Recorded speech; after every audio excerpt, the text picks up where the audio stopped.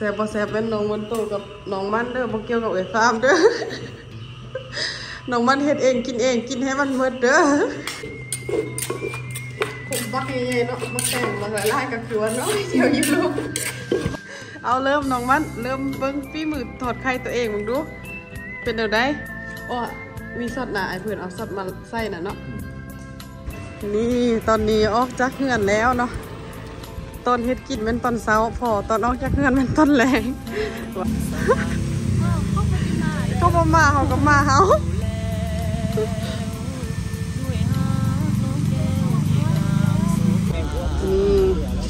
ปันมังกรปะทางพีได้ทางนั้นเขาฮะทางมาได้เขาต้องไปทางนี้ว้าวอันนี้มันผู้สาวมาแต่ใส่ว่าลงทางนี้มายืนอยู่ท้องไฟนี่มุ่นไปมุ่นมานะท้าผู้บ่าวลงทางมาฮะ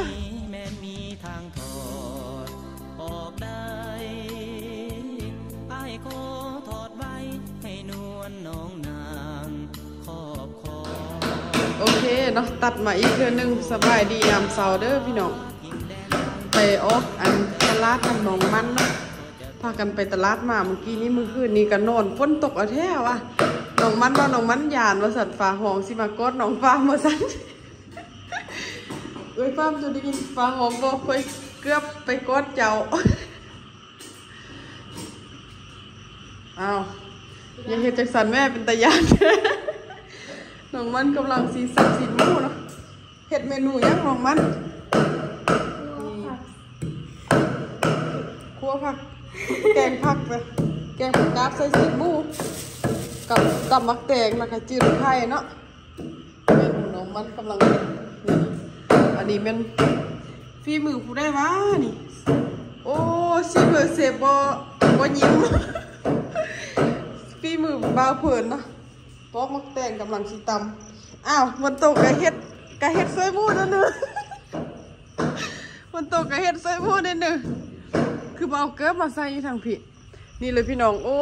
ล้างบานนี่คือมีแต่เสียงกบเสียงเคียดแบบวันโตสิบไรไตเคียดค่ายเนอะคืนนี้นะ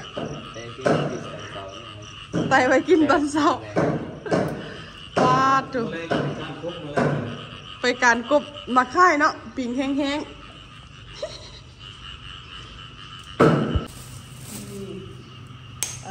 ทอดได้เนาะน้องมันส่วนกินต้มมีมาสั่นมือแรกอยู่ที่ยังจันส่วนน้องฟ้ามกินต้มมีมาสั่นน้องฟ้ามายาแหละพอกินเถอะหอดไปขนาดเลยเนาะน้องมันอันนี้นะคัก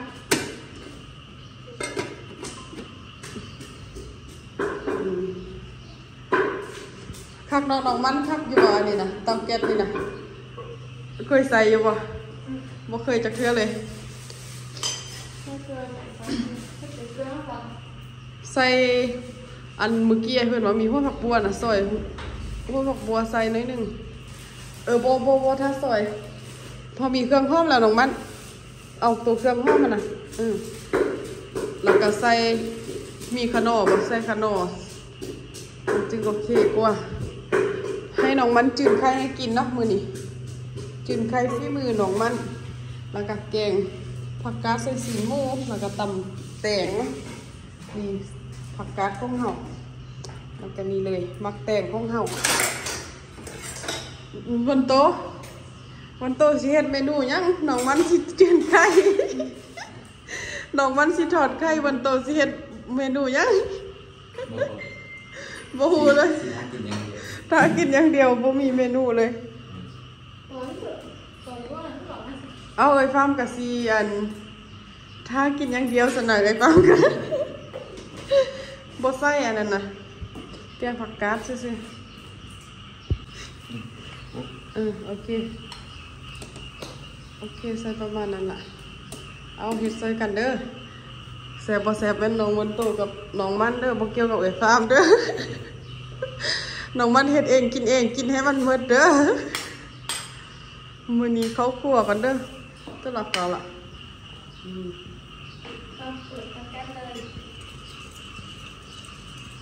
เปิดดูเอ่ยฟาร์มกับเปิดบ่เป็น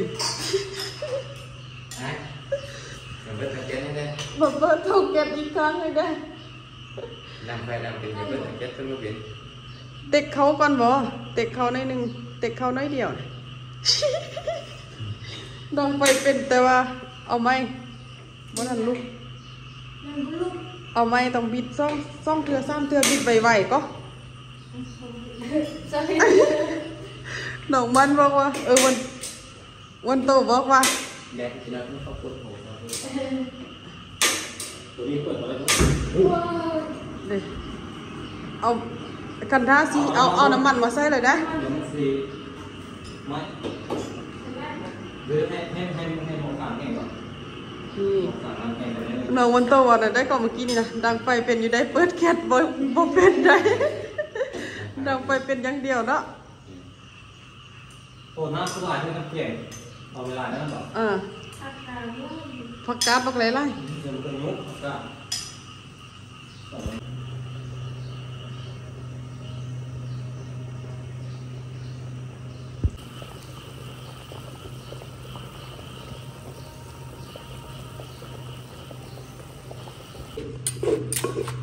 ผมบักใหญ่ๆเนาะมาแต่งบักไล่ก็คือว่าน้อยเดียวอยู่ลูก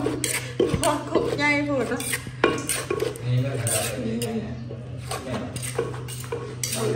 ขมใหญ่โคกเทียบใส่อันอยู่บ้านฟาร์มอยู่เฮือนฟาร์มเวลาเขาตำอันไล่ๆคนขนาดเนาะคือสิพอดีเนาะน้องมันตำไล่ๆแบบนี้นะสิไหมบอเพิ่มสิพี่มือเครื่องปรุงจ้าน่ะได้ตามมาตรฐานพวกเจ้าแล้วบ่ไปเอาถ้วยมาตักเลย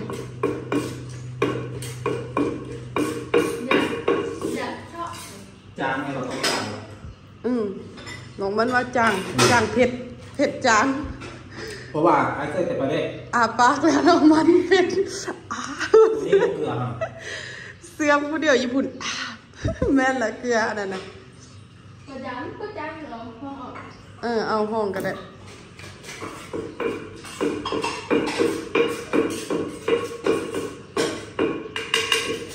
บาน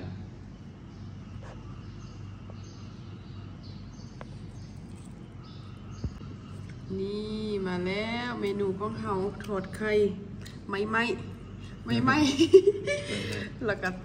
แกงผักกาดใส่ซีนหมูแล้วก็ตำมักแตงกินกับผู้บ่าวล่อกับผู้สาวงามเอาเริ่มน้องมันเริ่มเบิ้งฝีมือทอดไข่ตัวเองมึงดูเป็นเดี๋ยวได้อ๋อมีซอสหนาไอ้เพื่อนเอาซอสมาใส่น่ะเนาะซอสยังซอสมักเล่นนะซอสพริกกันนะเอาไหมเอามาใส่เลยมึงดูทอดไข่ฝีมือน้องมันน่ะเป็นเรื่องใดจางวันโตซิมมึงดูวันโตว่าวันโตสิท่ากินน่ะเป็นนักซิมนะวันโตว่าบอเห็นนักดอกสิท่ากินวันนี้วันโตว่านี่แหละเพราะฉะนั้นเราซิมไข่นี้เอาบ่วงตักเอาเด้อตักเอาไปใส่จานซิมเบิ้งทุกเมนูดูเป็นจังไดตำมักแตงผ่านไปสดนำผักกาดเสียมดเอายังไข่เดี๋ยวยังหมดดันหมดไข่แห้งแสบที่น้องมันเป็นคนเด็ดนะน้องมันเป็นคนปรุงแล้วแห้งแสบมักแตงคือแซ่บทุกมื้อแซ่บหมดเลยแสบหมดเลยเพราะว่าน้องมันได้จับหมดทุกอันเลยเนาะน้องมันได้จับได้ปรุงหมดทุกอันแสบหมดทุกอันมาเด้อทุกคนมากินข้าวเสาเนาะอันนี้ก็คืออันฝีมือจักทุกคนเลยที่เฮ็ดร่วมกันเนาะเฮ็ดช่วยกัน4คนเฮ็ดมานำกันแล้วก็ออกตลาดแม่นน้องมันกับน้องฟ้ามเนาะไปออกตลาดว่าเพื่อนบอกยังเชฟกระทะพังเชฟกระทะพังมาสั่นพังเงินเข้าบ่ได้เด้พังแต่กระทะพอครับใส่พอใส่ได้อยู่พังเงินนี่บ่ได้เด้เชฟกระทะพังมาสั่นเชฟกระทะน้องมันเนาะน้องมันเนาะค่อยบ่มีกระทะเจ้ามียังสั่นน่ะมีแต่ตัวกับหัวใจฮะมีแต่หม้อ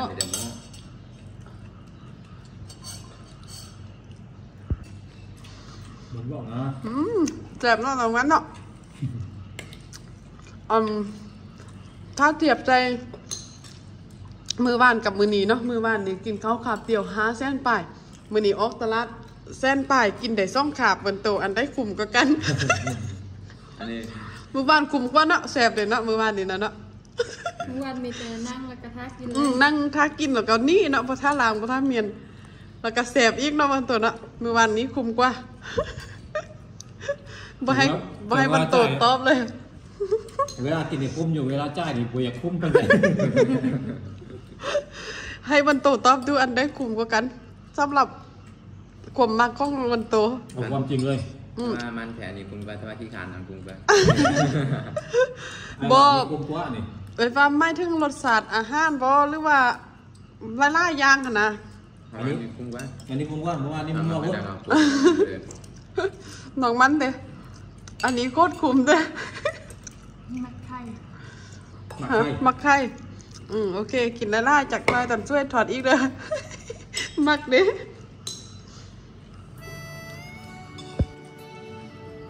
หมักไข่แล้วผมหมักไข่กว่ามุกโคตรแป๊ะเลยว่ะเป็นมุกแบบนี้นะ นี่ตอนนี้ออกจากเฮือนแล้วเนาะตอนเฮ็ดกินเป็นตอนเช้าพอตอนออกจากเฮือนเป็นตอนแรงว้าวอันนั้นเป็นอะไรวะ แม่นี่ยังวะไปไปฮะแล้วมาหดนี้เราก็ต้องขึ้นไปฮะแล้วนี่ขึ้นไปบึงดูมันเป็นยังคือมาคักแถวะ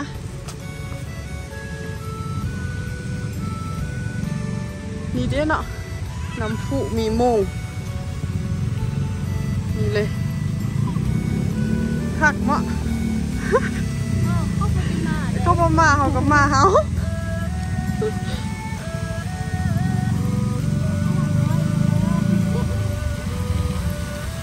ว้าว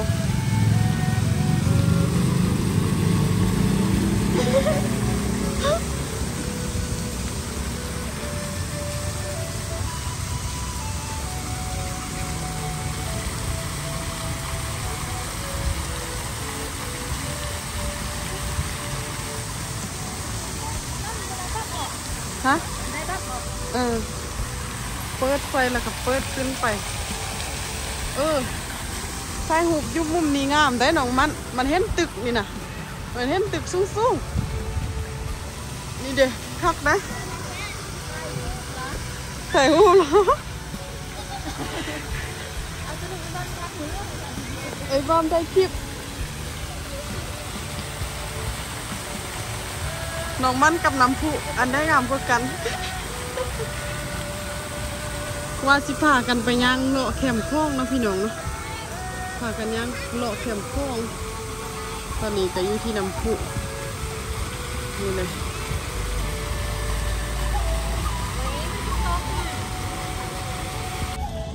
น้องมันแม่นพี่สังไปเบิ่งดูมันห้องใดอยู่บ่มันห้องใดอยู่บ่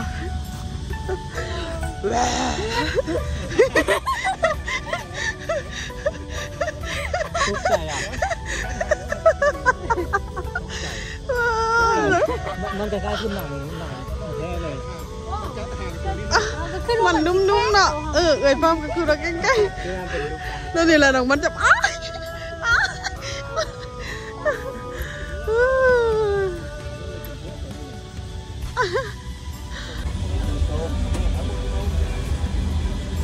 ามอันนั้นมัน มักไม่เทเลยค่ะ เมื่อวันแท้ คงเทเลยมักเทเลย คือว่าเส้น มักเทเมื่อท่าน่ะเป็นตะเสียบขนาดได้ท่าน่ะ ตุ้ยเด็ด เป็นอะไรบนโต๊ะนำแคนตาลูป มันแปลงรู้สึกไรยินขึ้นมาเลย รสชาติมันเป็นจังได กระชังตะวัน รสชาติมันบ้านครั้งแรกมันบ่ที่กินนี่ แม่เลย หูอยู่บ่ว่าแคนตาลูปแม่นมักยัง ยังมากันงงอยู่ อย่าพากันงง มักแตงติแคนตาลูปคล้ายๆกับมักแตงหั่นล่ะ แต่ว่ามันลายมันคงลาย มะม่วงของลาว ของเจ้ามะม่วงอ่ะอันนี้แอปเปิ้ลอันนี้ มึงดูแอปเปิ้ลของมันเป็นจังได หวานมากไขมันแน่เลย ไก่มันยืดเริ่มกระบัดนี่แล้วมั้ง นี่ปันมักมังกรปะไปทางผีได้ ทางนั้นเฮาฮะทางมาได้เฮาต้องไปทางนี้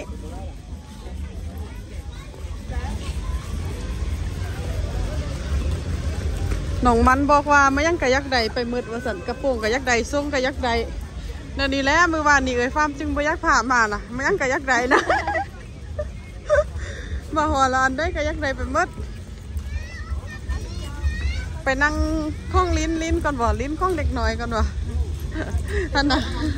สถานที่เด็กเล่นปะ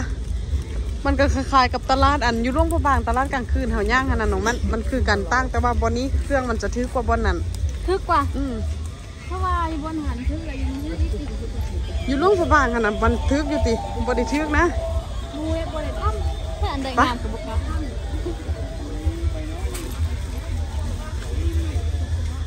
พี่ยุ่น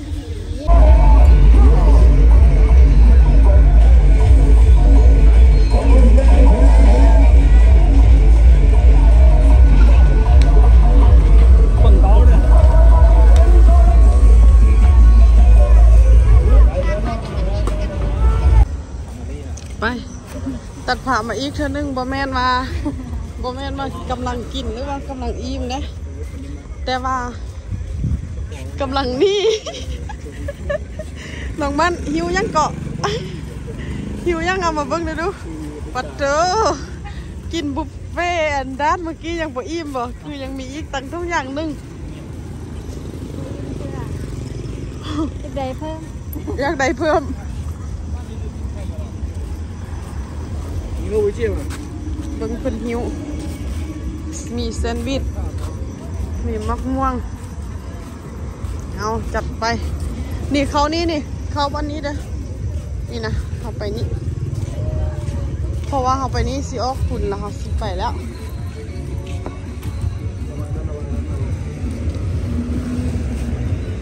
ทางนั้นบ่มีอยู่แล้วรถนะมันไปได้แต่ทางเดียวลองเช่ารถตัวนี้หน่อยลองเช่ารถขี่ขึ้นประเมิดได้ฮะนะเฮานะ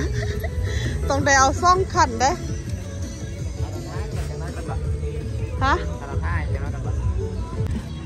คือมาตั้งใจเธอว่า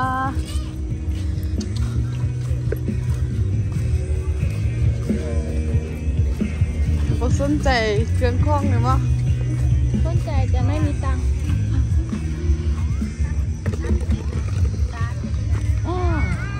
ฮะเอาสั่งมาคุกกี้เพิ่มนะเห็นญาติพี่น้องแดนนะเฮ้กูแปะเป็นยังเด้สั่งรถเอาจาก2-3 ทุ่งคุณบัดเฮากลับมาเด้จังไปซื้อว้าวอันนี้มันผู้สาวมาแต่ใส่ว่าลงทางตี้มายืนอยู่ท้องไฟนี่มุ่นไปมุ่นมานะถ้าผู้บ่าวลงทางมาห้าท้าผู้บ่าวลงทางมาห้ายืนท้าผู้บ่าวมาห้าเนาะนี่เด้อน้องมันอันยืนท้าเจ้าอยู่ที่เสาไฟฟ้าอันนี้มีไฟฟ้า2 ดอกผู้บ่าวลืมนัดแล้วบ่จักยืนมาจากชั่วโมงแล้วน้องมันยืนมาจากชั่วโมงแล้ว25 ชั่วโมงคิดว่ายืนท้าเจ้าอยู่ที่เสาไฟฟ้า25 ชั่วโมงอย่างประมาณมือนึงมีแต่24 ชั่วโมงแล้วน้องมันท้า25 ชั่วโมงท้าค้ำมือไปเลย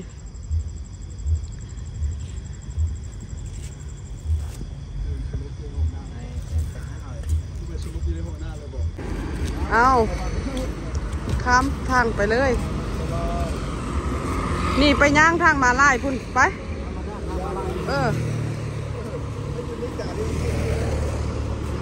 มีทางมาลายก็มาข้ามอยู่ทางมาลายโอ้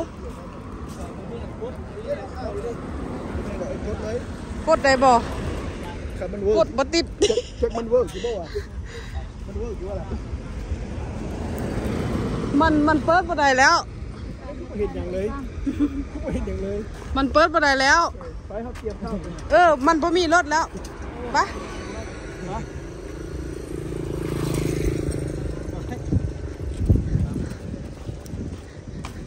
ไฟห้องบ่เขียวอยู่หน่อยไฟแดงอยู่หน่อยมันกดบ่ได้แล้วท่านที่พูดเนี่ยรัฐบาลเขาก็เทคแคร์พวกมึง2 คนเขาแจกแล้วได้ โอ้อิ่มโอ้คนๆแต่นี่เลยไปอาบน้ำสระว่ายน้ำแบบนั้นเลย น้องมันบอกว่าคอยบ่เคยเห็นสระว่ายน้ำของแถวสั่นเอาไหมเอาไหม ต่อสบายเป็นโรคพอ ต้องลิ้นช่วงยามแรงหรือว่าช่วงซวยๆได้หน่อยนึง มันลงเซ่เขาอาบได้มันลงเซ่ซื่อๆเนาะ อยากลิ้นก็ลิ้นแหละน้องมัน ไปเปลี่ยนสุดแล้วมาอาบน้ บ่มี ำก็ใส่สุดธรรมดาเลย ใส่ทรงท่อสั้น บ่มีบอลอันมีบอล สระธรรมดาเนาะบ่ค่อยใหญ่ ว่าจะได้สักเครื่องอยู่ได้ไหมคุณนะถ่ามันกองหลายๆมันได้สัก นั่งรถคุณนะเลาะนั่งหมดทุกบอนอันสีล้างมือแต่ว่ายันตกสระว่าซั่นนี่ อันนี้นะ โอ้นี่ย่างขึ้นมาจากบอนนี้มาอยู่นี่ออมหอบด้วย